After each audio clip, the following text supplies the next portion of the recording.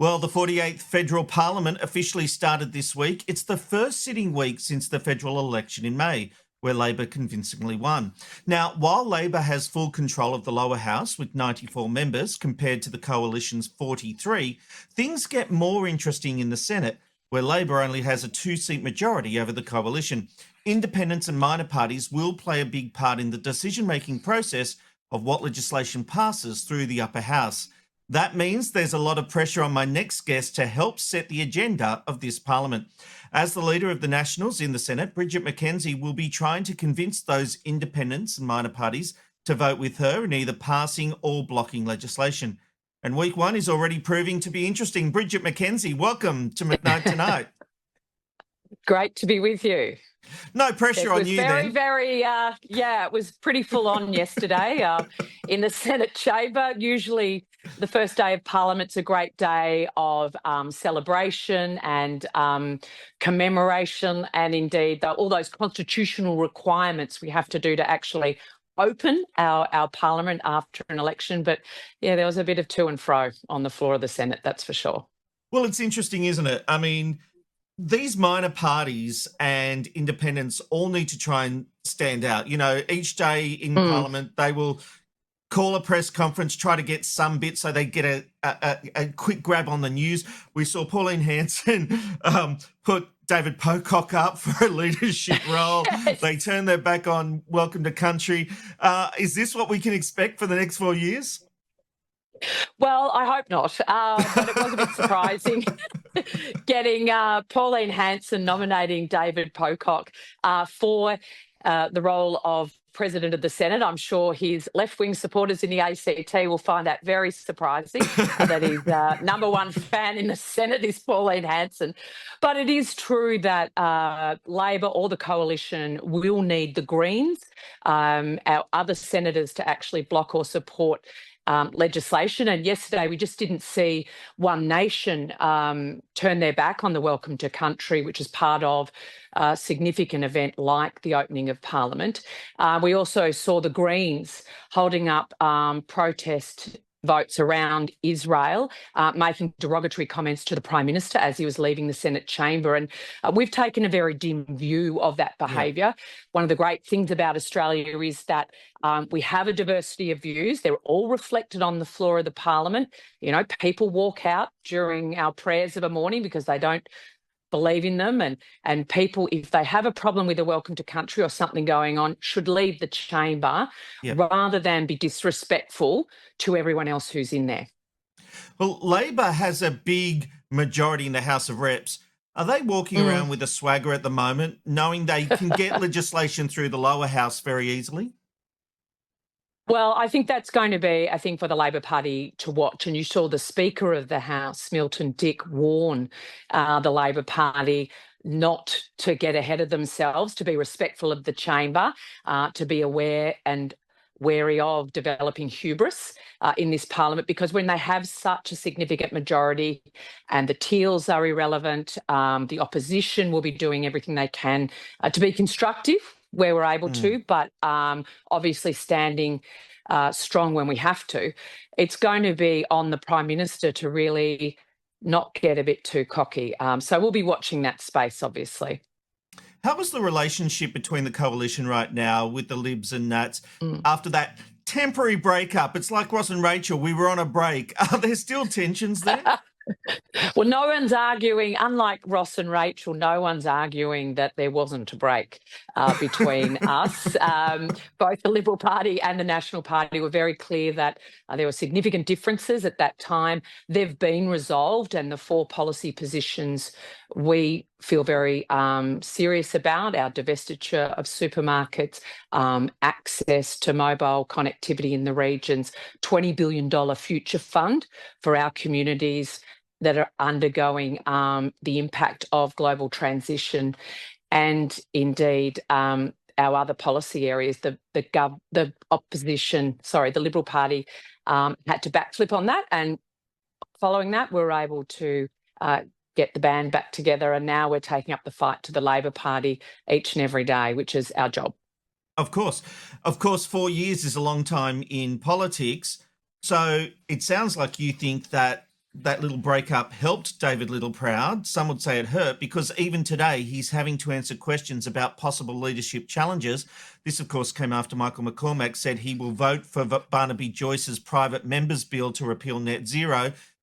Is there harmony? Will David Littleproud survive until the end of this term? Well, the party room voted not even 12 weeks ago to elect David Littleproud in a contested ballot for the leadership, and the party room supported breaking up the coalition at that time and supported the renegotiation and coming back together once our demands were met by the Liberal Party. And so the party room has backed David's leadership in all of those decision points, and I see no reason why they wouldn't continue to do so. Barnaby is, able to bring forward private senators' bills private members' bills now that he's in the House. But indeed, that is what we're able to do as senators and MPs throughout a parliament about issues we care deeply about. Do you ever see yourself as a future leader? Well, I lead a fantastically talented team here of in the party. Senate. Let me be clearer. Of the party. Well, look, I have my hands full, I must say, leading the Nationals here in the Senate. It's a great privilege.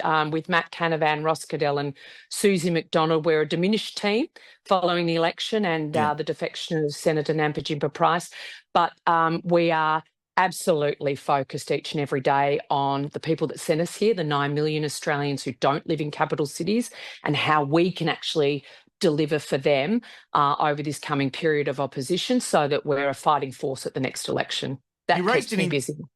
Sorry, you raised an interesting point there. When she defected, do you think by-election should automatically be called? I have a belief that if you get elected as part of a party, if you leave that party, there should be an election, because, yes, some people vote for the person, but there's no doubt people vote for a party as well. Yeah, absolutely. And I'm sure the Greens voters who elected Lydia Thorpe in Victoria feel the same. There's a great sense of betrayal for people who vote for MPs who, as part of a particular political philosophy and political movement, if they then turn their backs on that. But I do think at the end of the day, it's a person's name on our ballot. That's how our constitution operates. We don't recognise political parties in our constitution. When it was set up in 1901, we recognise that it's individuals that are elected to Parliament House and have that great privilege. And so the onus is on the individual. And at the end of the day, come the next election, voters in that Senate election or in that local electorate will be able to have their say and throw them out if they want. Absolutely.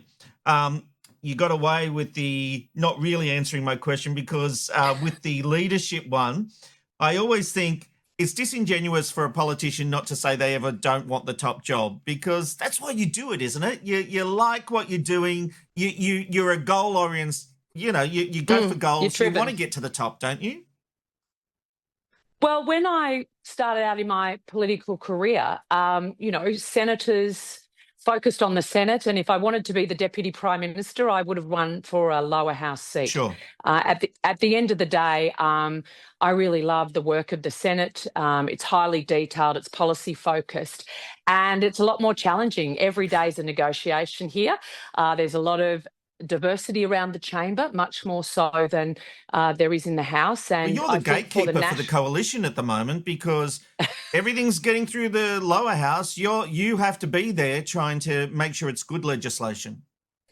Absolutely. And I think over my time in Parliament, senators have come to the fore more as senior shadow cabinet and cabinet ministers, and that's a great reflection of the talent that does exist in the Senate. I know you've got limited time, but let me just ask you this. Trump and the Prime Minister. Yes. There's been a lot of criticism over the PM not securing a meeting with Trump. This is Trump we're talking about. Is it, I'll use that word again, is it disingenuous to criticise the Prime Minister when nobody can control Trump? No, he will just do whatever he wants to do. And would it have been any different if the coalition had formed government? Well, we will never know the answer to that question, is the honest response We know that the United Kingdom, India, a whole raft of world leaders from across liberal democracies, allies, if you like, of the United States, did make sure that in their leaders' diary, post the election in the US, get to the United States, develop that personal relationship with the newly elected president before he was even inaugurated. And for our Prime Minister to not bother to do that. Well, he tried that at the G20, didn't he? Yeah, but Trump let's face left it, that was 6 months after the president had been elected. Sure. So nothing had been done in the previous time. And we know in that, when what was blowing up literally in the Middle East at that time, it was appropriate for the President of the United States to head back and cancel whatever meetings he had to have.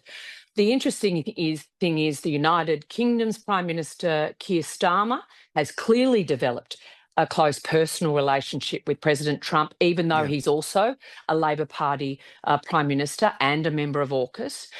Prime Minister Modi in India, another Conservative politician who's had developed that personal relationship. And unfortunately for us, our Prime Minister has had his 4th meeting with Xi Jinping and is yet to meet our greatest ally in what we all recognise are increasingly challenging geostrategic times. And that's a problem. Look, I think there's some fairness in that, but, as I said, trying to get hold of Trump and get him to do anything you want is quite difficult. But as you say, other world leaders have achieved it. But as you say, controlling President Trump, I think your opening question was, would be a task beyond any other world leader. He definitely has a mind of his own. And his election has provided a level of instability to the trading environment, et cetera, globally that everyone's going to have to adjust to. But the fact is, number one job is to develop that personal relationship so that you can have those tough conversations when you have to, mano to mano. And that's what we'd like to see the Prime Minister do. All right. One last issue that we have here on McKnight Tonight is the NDIS. It's a pet issue for us. And I note with some concern there are discussions within the coalition to overhaul the system and tighten eligibility rules. I'm all for reducing the costs, but while that would save money, wouldn't changing the eligibility rules disadvantage many Australians who rely on the NDIS? We've been a great supporters and funders when we were in government of the NDIS. The reality is the vulnerable in our community that this insurance scheme was meant to support and assist. Many of them are being left behind. And whilst we're seeing this scheme, I think it's 44%. The Grattan Institute did some work around young boys, and particularly with autism diagnoses and stuff, forming the great bulk of new entrants to the scheme and blowing the cost out. This is having flow-on effects for service delivery, particularly in rural and regional communities. So we want a sustainable NDIS that is assisting those with a disability to have a high quality of life throughout their lives, no matter where they live.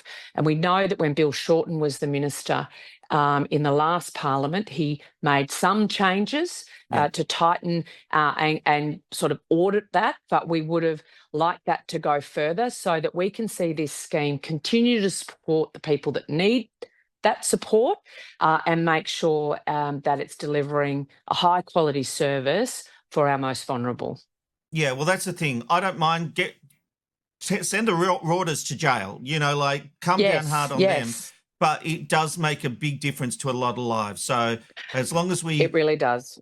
As long as we tackle it right. Bridget McKenzie, thank you for taking time out to join us tonight on McKnight Tonight. We really appreciate it.